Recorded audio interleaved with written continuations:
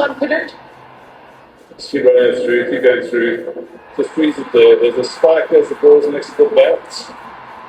Then I need you to reverse your not absolute to heart. I got a good call from Sanju Samson. Today I was watching the SRH versus CSK match, and obviously Henrich Klaasen, Nitish Reddy and Abhishek Sharma, they played a very incredible innings, very incredible game.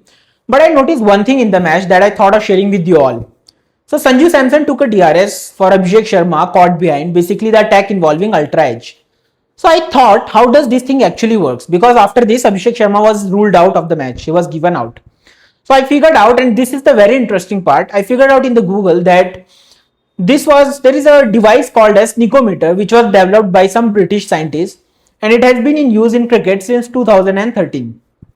So what happens is, there are mics placed behind the stumps, and that mic is able to hear even the slightest of the noise.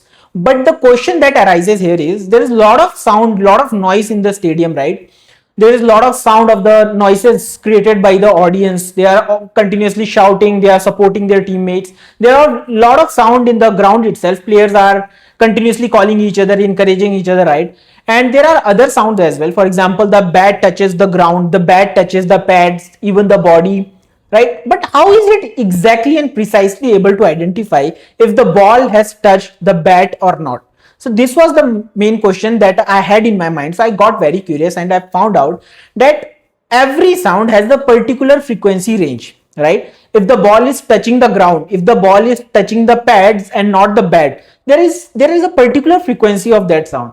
So Sneakometer is basically embedded with those frequencies, and it is able to identify the frequency of the sound wave, and based on the frequency it is able to identify if the bat has touched the ball or not. And that's how Abhishek Sharma was given out today.